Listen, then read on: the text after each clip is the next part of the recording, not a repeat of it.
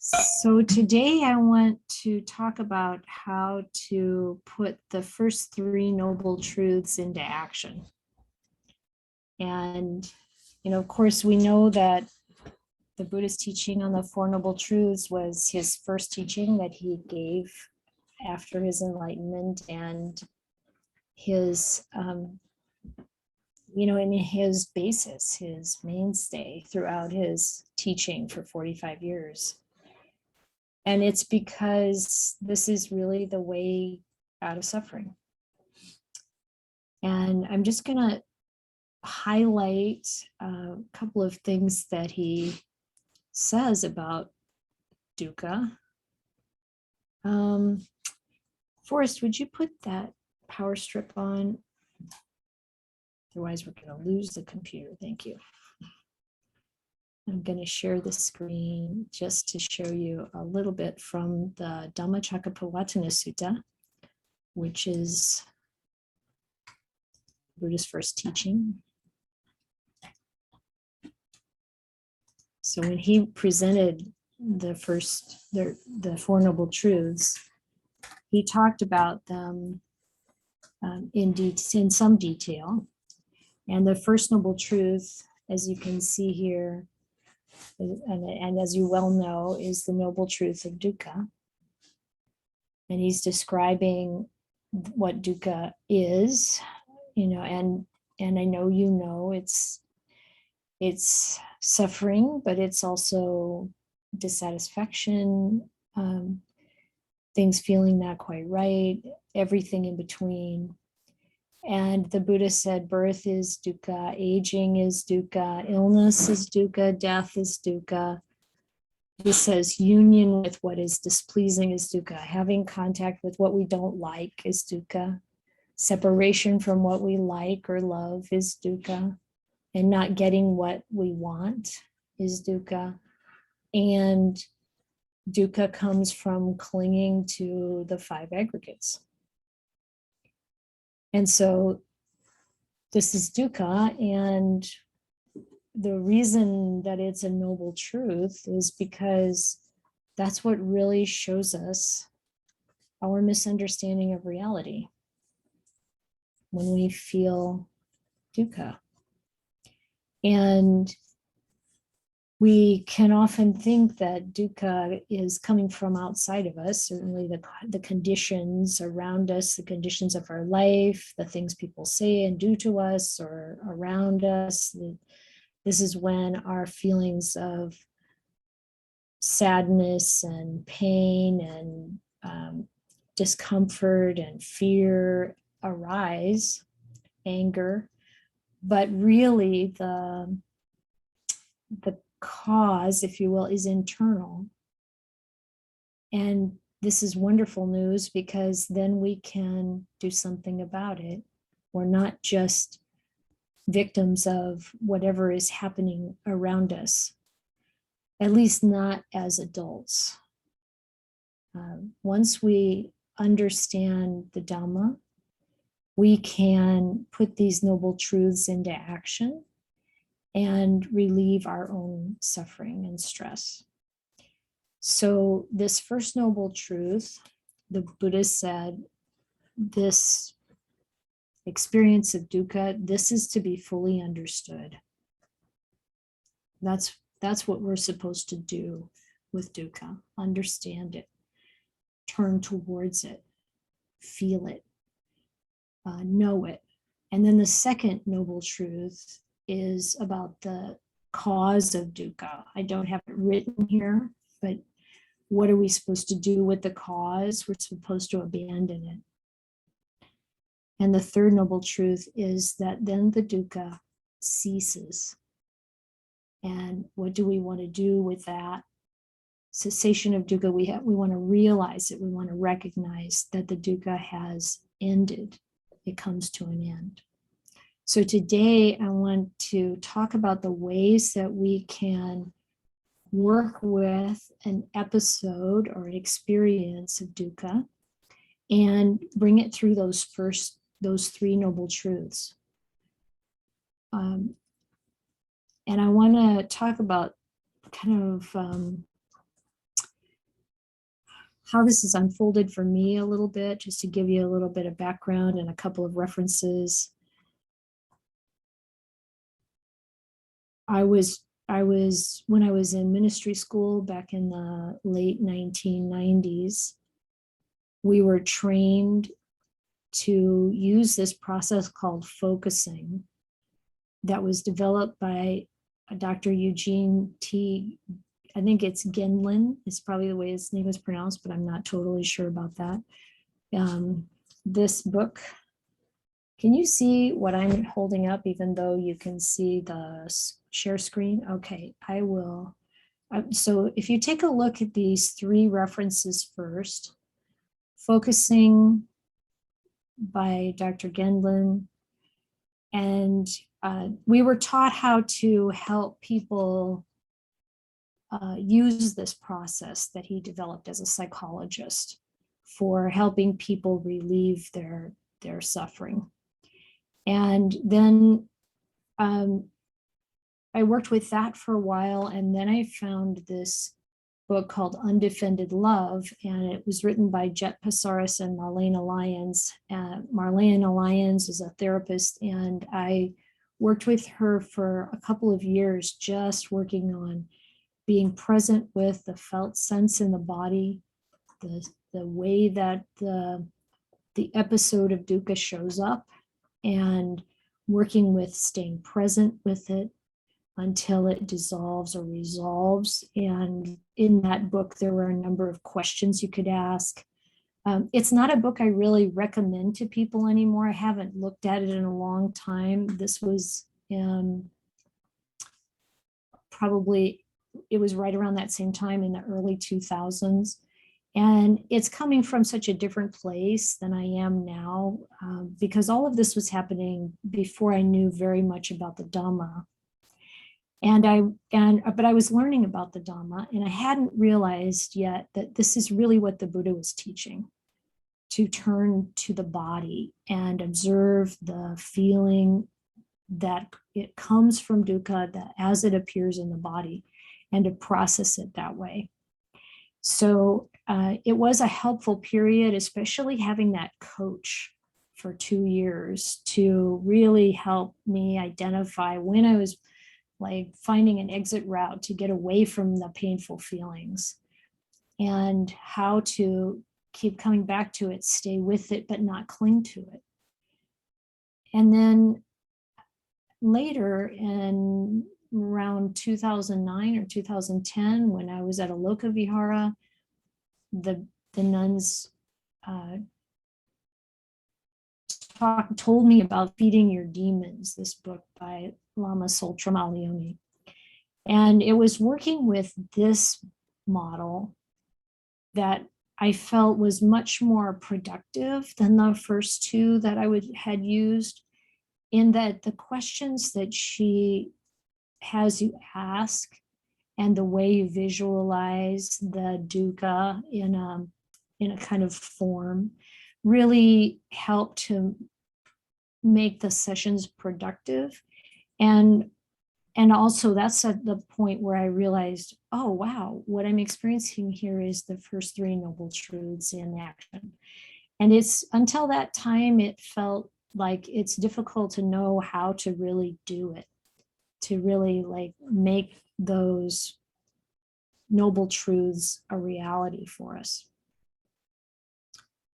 Okay, so I'm just gonna, you might have written these down.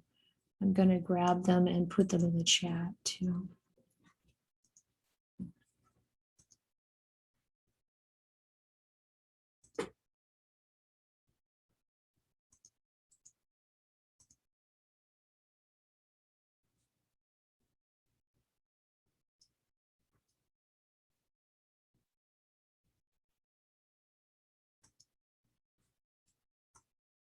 Okay. Okay, so yeah, I was holding up this book. This is Focusing from so many years ago, like 1987 or something. And then, yeah, Feeding Your Demons, which is available. This is a paperback. It's available in hardback, and it's available as a audio download, I think. And anyway, you can put your hands on these resources if you want to. So understanding our experience of suffering, first of all, we have to recognize it, and that requires mindfulness. So when we are feeling discomfort of any kind, it's coming from a fundamental misunderstanding of reality, or we haven't accepted. Let me restate that a little bit. Even when we all become arahants, we'll still feel pain. There's going to be physical pain, and maybe even some residual emotional pain might arise, but there's an immediate understanding. And it doesn't invade the mind and remain, as the Buddha would say. And until that point, we begin to work through our own experience of mental pain using these noble truths so that we learn how to free ourselves. And through that process, we begin to really understand how each of us as an individual, how we get hooked on things, why we get triggered, what's really happening underneath, and that we can move down deeply inside to understand like some of that old karma or deep conditioning that brings this on, and that we can make use of tools to help us release that attachment, that conditioning, that karma. So I want to walk you through the process of feeding your demons, and I want to say that I'm not trained as a feeding your demons therapist or teacher. So I don't often teach this. It's not really my intention. My intention is to give you an example of how to work with this. And then you can find all the resources, and you can even find therapists that do this who are trained at Taramangala Center in Colorado. And I'm gonna share what they have on their website.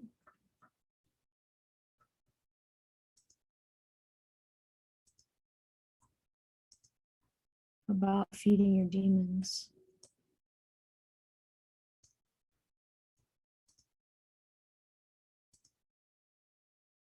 So this is from the taramangala.org programs, Feeding Your Demons. This is an abbreviated version of the steps in the process. You start with breathing to help you release any tension in your body and your emotions and your mind. And then you move into like really considering, and we're going to do this, by the way, as our meditation today. You really look at, well, what do I want to work with in this session? So at times when we're actually triggered, it's obvious. You know, if we're feeling angry, or upset in some other way, then we know what we're going to work with. But in a session, so you can just, if you can, go to a safe place when you're by yourself and sit down and focus inwards and feel the feeling in your body that this is creating. When we do a session, just deciding to just do it together or whenever, then you consider like, what do I want to take as my focus for this time? And the way Lama Tsultrim talks about it, she calls them demons or gods or god demons, and that's all defined in the book if you want to read the book. But the point is, what's the dukkha? and you just use, like one phrase to describe the situation. When so-and-so said this is what I felt. And you bring that back to your mind, and you're working from memory, in this case, probably today, unless there's something that's already up for you. But at times when it's an immediate emotional reaction, you can also just go sit down and you know what you have, and you look for where it's showing up in your body. So as soon as you do that, you're employing mindfulness. So the mindfulness is already there. It's like, okay, I'm experiencing dukkha. I'm experiencing this difficult, uncomfortable, or however the feeling is. And you look for where it is in your body, maybe in your heart area, your stomach area, or somewhere else.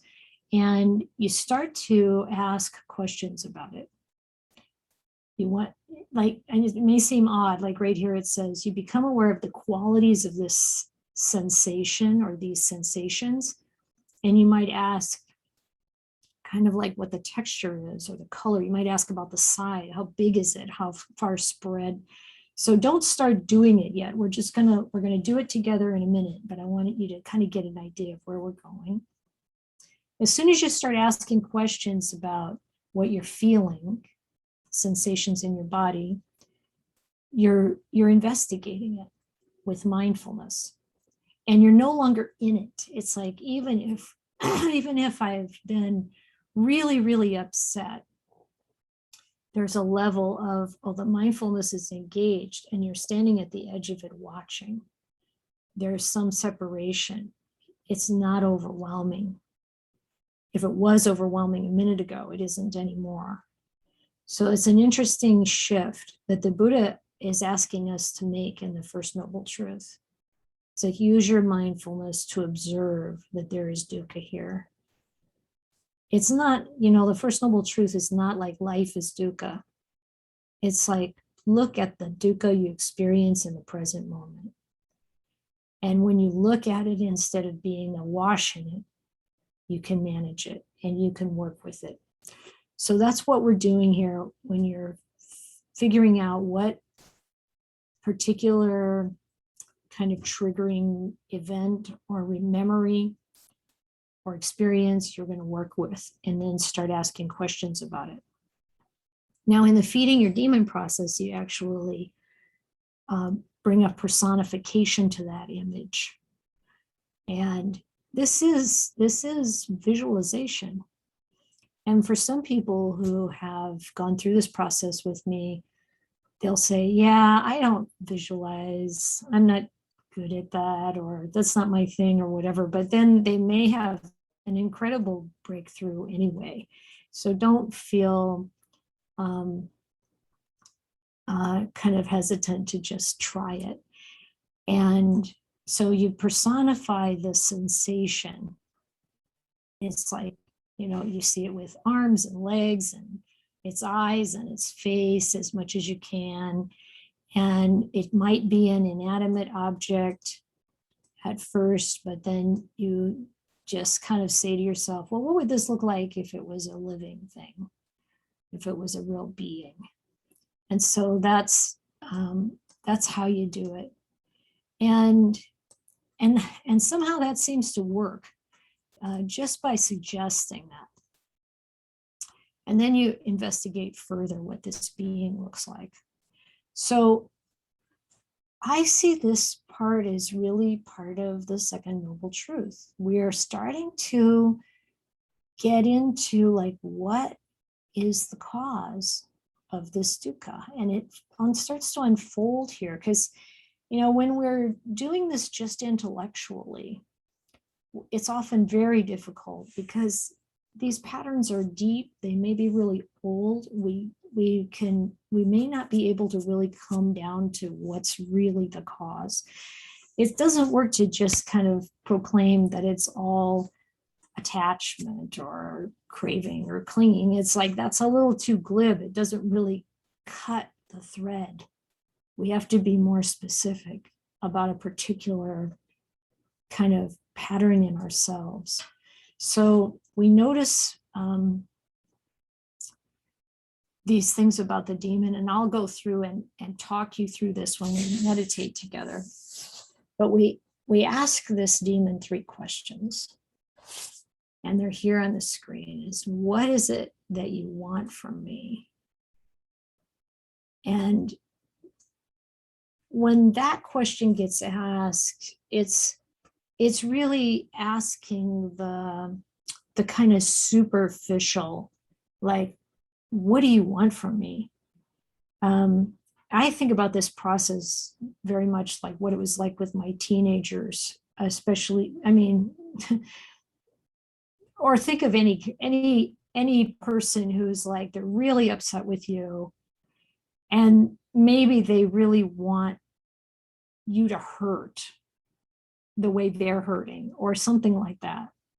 But then you ask, what do you need from me? If you ask that angry teenager really needs your love, really needs your respect, your attention, something like that. So you can kind of get the difference in these layers. You're going down a layer.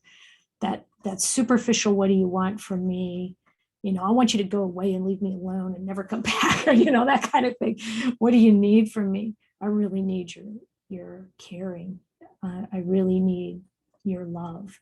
Something like that is more like that need. Now, the third question, what need, boy, the way this is written, it doesn't make sense to me. What need do you have that is behind what you want? Okay, that's trying to explain asking it what it needs. Sorry. The third question is, how will you feel when you get what you need? How will you feel? If you get what you need, how will you feel is the way it's written here. And that's key. But you don't think about it at this stage. You just ask the demon who's sitting in front of you these questions, and then you change places. And you can do this physically. If you're in a place where you can have 2 chairs or 2 cushions, or, you know, just kind of turn around and put yourself in the shoes of the demon.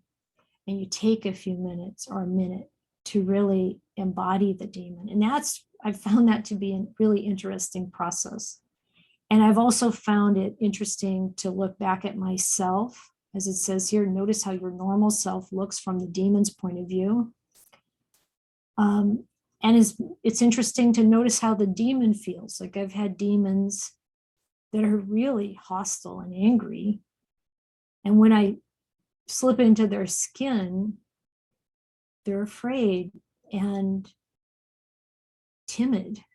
And it's like, isn't that kind of the way human beings are when we're, you know, blustering? What's really underneath? What does it feel like on the inside? And so then you answer these questions from an intuitive place. Now, this comes back to like that other system of focusing. What Eugene Ginlin was trying to get people to do was to look inside and let their depth of knowing that comes through the body really come forward with what's really going on. And this is what happens here. You let the intuition answer. What I want from you is, you wait for it to come, you let it come. And what I need from you is, knowing that these are different questions, and then what I feel when I get what I need. And these answers, like, I'll feel loved, I'll feel safe, I'll feel respected, I'll feel whatever it is that arises. So now this is the feeding part. And of course, if you read, I would really recommend reading the book. I would really recommend, taking in Lama Sol Tremalioni's story and what she experienced in her early years as a nun, and how she came to know this process of Cho, which is the ancient Tibetan practice that this is based on, and what happened in her life, because it really helps you understand this all more deeply. And by the way, I was on a day-long retreat of hers where she talked about this process like many years later, like 10 years later. And it was exactly the same. It tells me that when she wrote the book, she had it nailed. She did not evolve it after that. It's like this works. And so you have these answers, and then you come back to your original seat, whether you do that mentally or you do it physically. And you take a moment to settle into your own skin and see the demon in front of you again. And then the idea is that you dissolve your body into a nectar that has the quality of that feeling that the demon would get. So if they're going to feel safe, you dissolve your body into a nectar that is safety. And that's what you feed the demon until it's satisfied.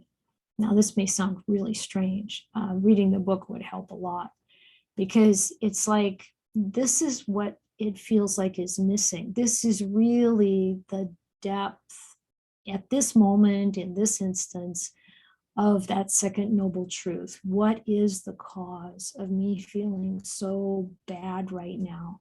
It's about needing to feel blank, whatever it is, safe, free, happy, whatever. And the feeling, this nectar, you can imagine the being taking in this nectar in any way that your imagination creates. And by the way, as you're imagining these things, don't worry. Use the first thing that comes to your mind, and don't worry if it's ridiculous, if it's cartoon characters. I had a plate of Chinese noodles once that grew arms and legs and had eyes and face. And it was a crazy looking thing, but that was my demon.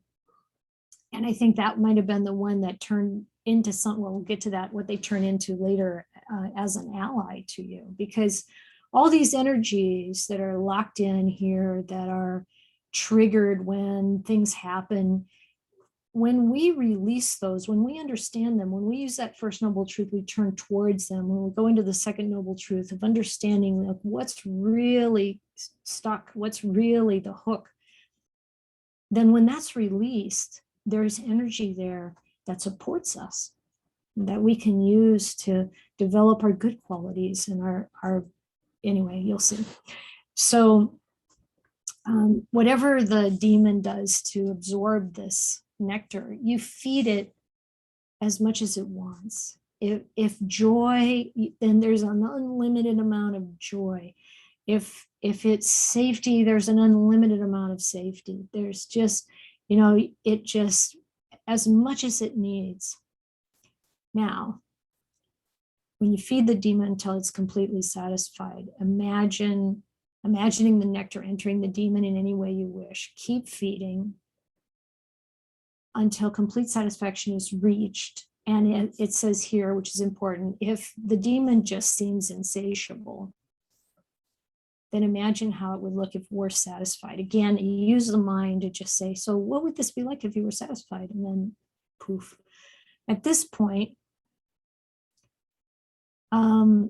you can just end the meditation or the process, or you can really meet the ally. So while this process is happening, you might notice that the image of the demon changes. And it says, if there is a being present when the demon finishes feeding, then ask if it's an ally. And if it's not, you can invite another image of another being to come and appear, and then it most likely will. And if the demon is dissolved completely, you can simply invite the ally to appear. And then you notice the details of the ally. So basically you're doing the same kind of thing as you did before, looking at this new being here. And sometimes they just kind of transform. before your eyes. Now you're going to ask the ally 3 questions. How will you help me? How will you protect me? What pledge do you make to me? And I also found another question really helpful, which I don't know if it comes in here, maybe not. How can I contact you or access you later? So you change places again, become the ally, which is also a really interesting felt experience.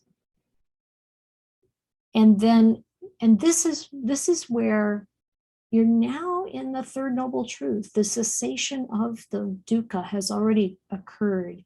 If you compare it to how you felt when you sat down, or when you first brought to mind the recollection of a very difficult experience or some aspect of dukkha, it's very different.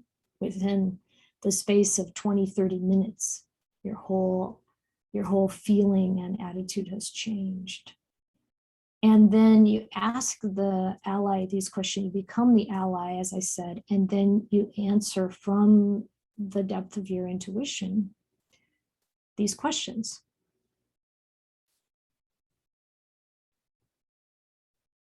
And then you rest.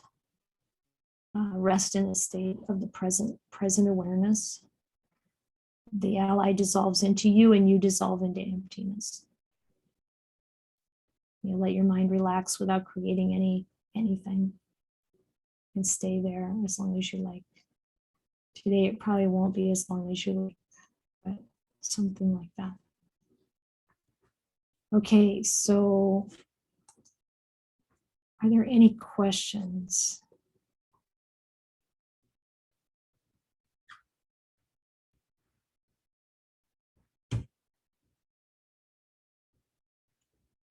No questions? That's amazing. Okay, let's prepare to practice. So find a comfortable position. I'm actually going to share the screen again. Not for you to look necessarily, but if you want to, you can. I would recommend keeping your eyes closed in general.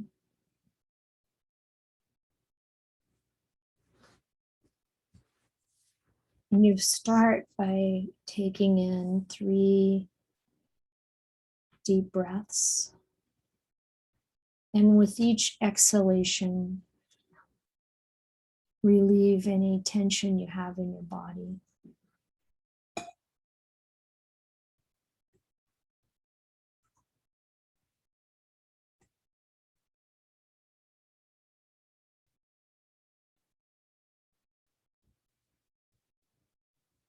Now 3 more deep breaths. And you inhale into any emotional tension you feel. And with the exhalation, release any emotional tension, nervousness or tightness or anything like that.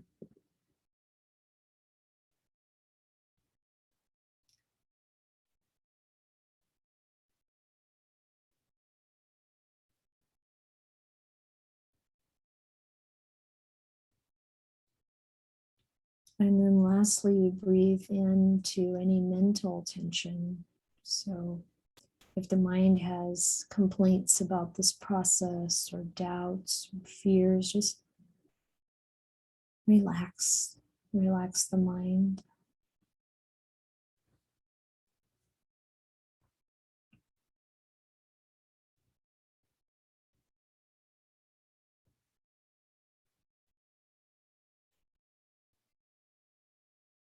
And then generate a feeling or a heartfelt motivation for this practice. And it's good to include other beings in this motivation, thinking about benefiting yourself and others. Because doing our practice for the benefit of other beings as well brings an added quality to it.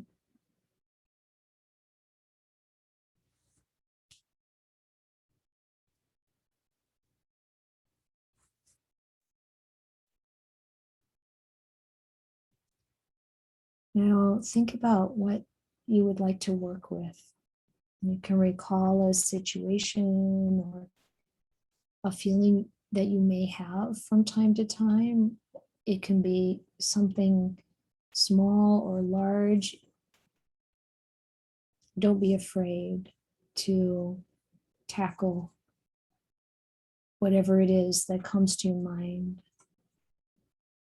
We can think that these things are huge and be afraid to turn towards them, but invariably, when we turn towards the suffering that we experience, it becomes less.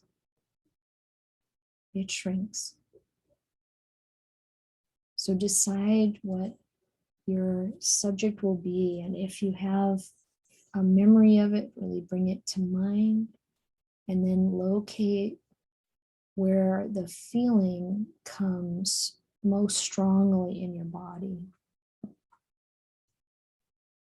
could be when someone said something, something happened, something was lost. Any of those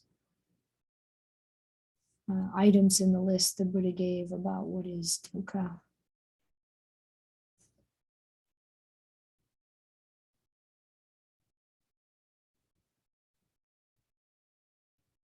So if you've located how it feels in the body, then start to ask questions about that feeling, that sensation. Noticing where it is. Consider how big of an area it covers. What's its texture? Is it rough or smooth? Is it hard like a rock, or is it soft? Is it sticky? Scratchy? Does it have a color? What color would it have if it had a color?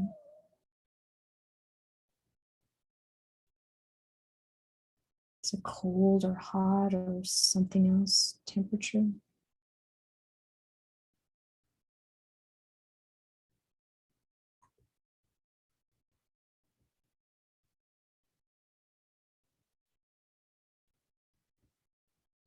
Intensify the feeling.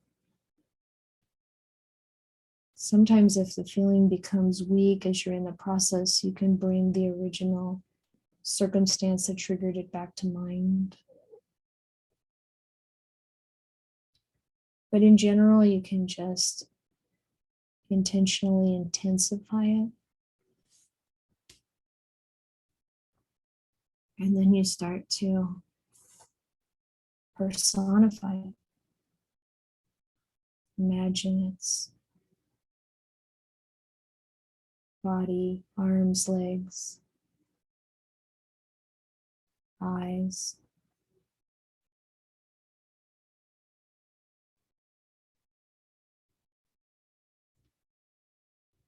Whatever it is, let it become a being. And see it facing you.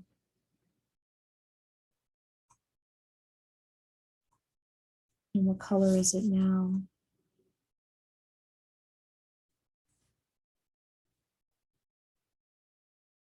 What gender?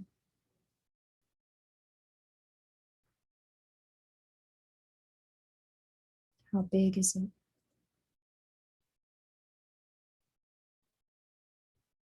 What's the surface of its skin like?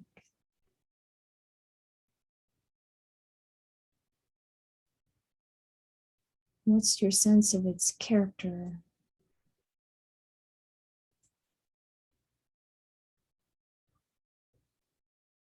What's its emotional state?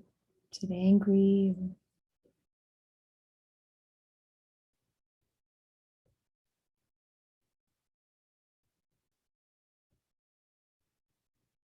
sad? What is it?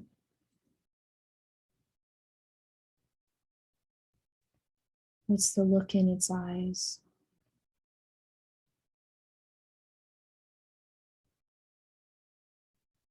Just take a moment to really see this being.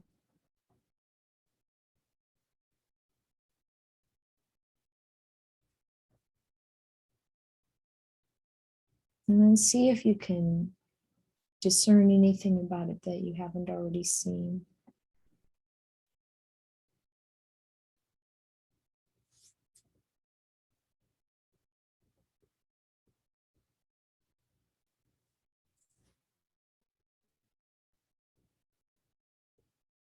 And now ask it these 3 questions without any answers. You can say them aloud to yourself or in your mind, but you're addressing this being in front of you. What is it that you want from me? What is it that you need from me? How will you feel when you get what you need? And now change places with this being.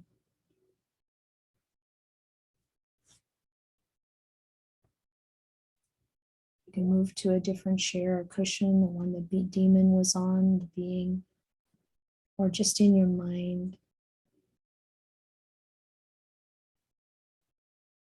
Take on its appearance. Sit in its shoes.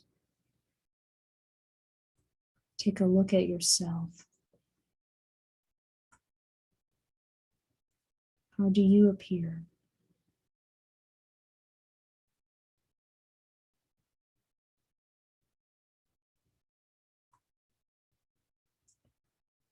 Now, let the answer to that first question, what I want from you is, arise.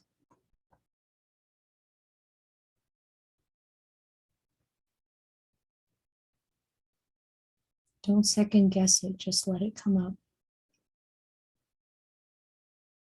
And what I need from you is,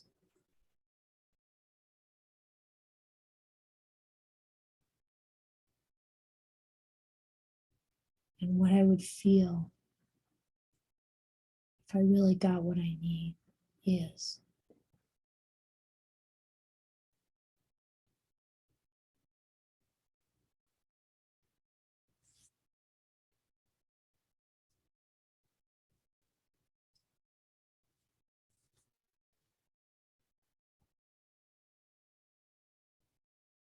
Now, when these answers have come,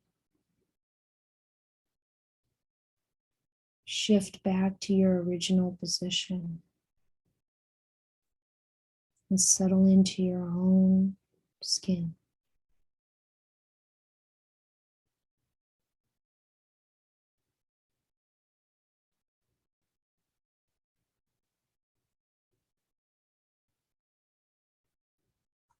Remember the answer to that third question.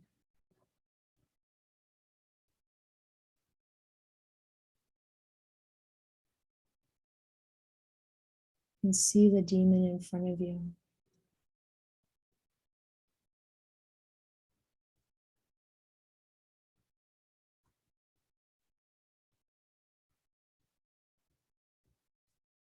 Whatever that demon said they would feel, that's what you're going to create right now.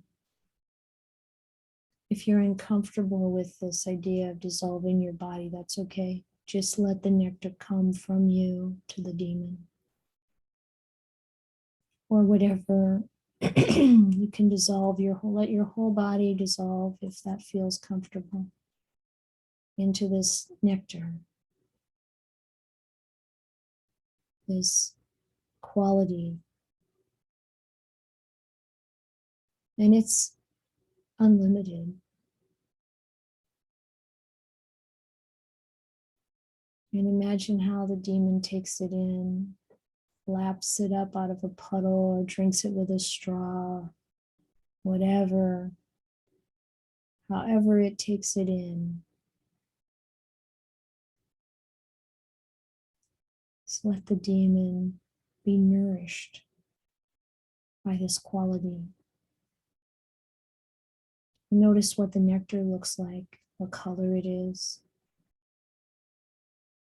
what its consistency is.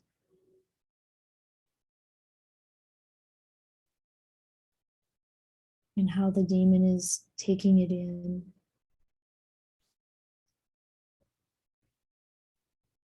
The demon could absorb the mist around it or whatever the mind creates.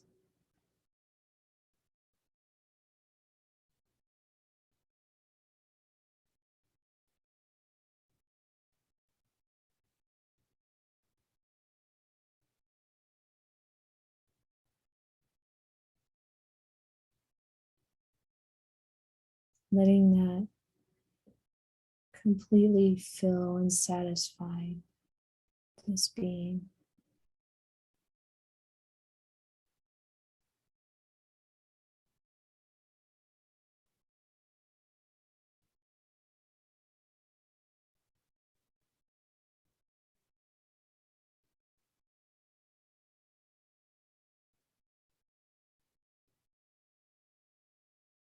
Notice any changes taking place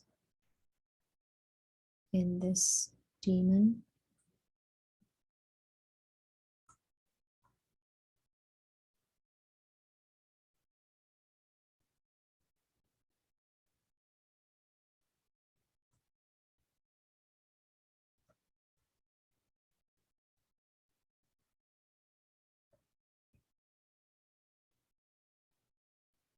I'm going to give the demon another minute.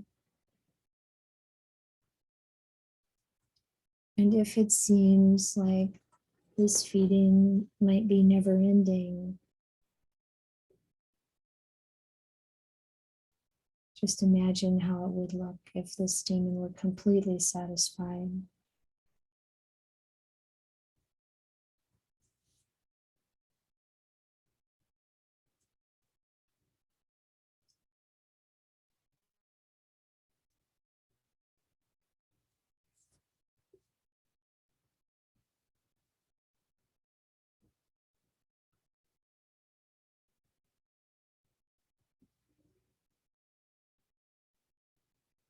Now, is there still a being there? Has the demon changed? Is this an ally, a friend, a supporter? You can ask it. If it says it's not, or there's no being there, then you can invite a supportive being to come. And notice what is created from the mind.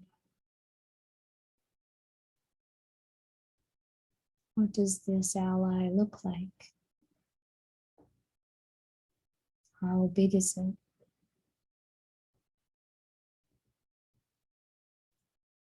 What color is it?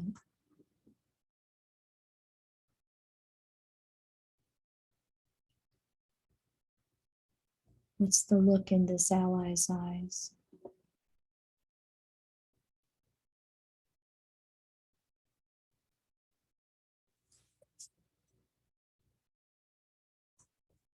You don't have to ask it all of these questions, but you can ask, how will you help me? Or how will you protect me?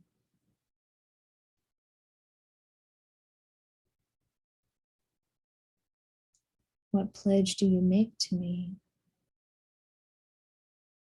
How can I access you?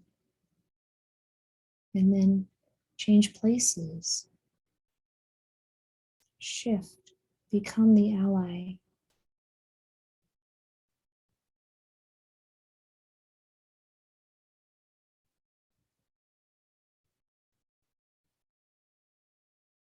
And let the answers to these questions come up from deep inside. I'll help you by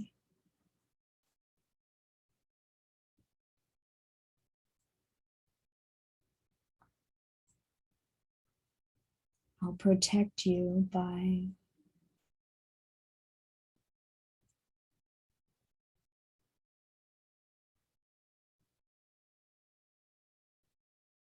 I pledge to you that I will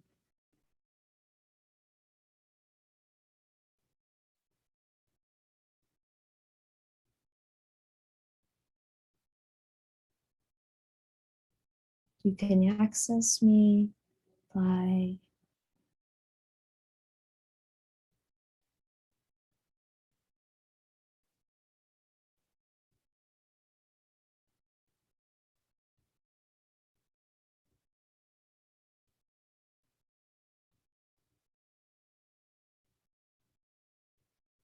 then return to your original position.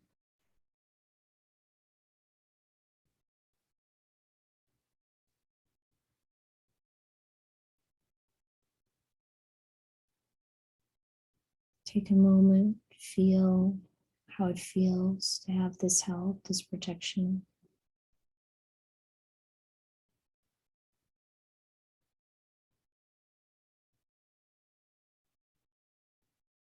You can imagine the ally dissolving into you.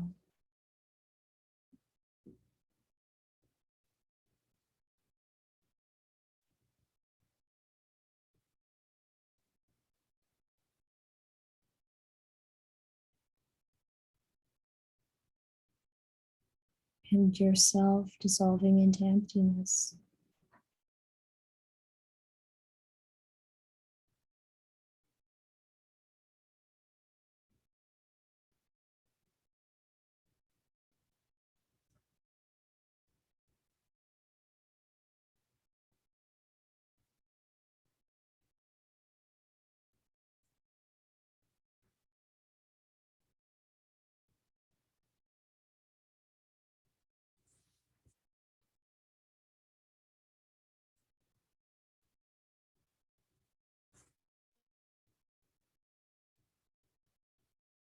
Let your mind relax.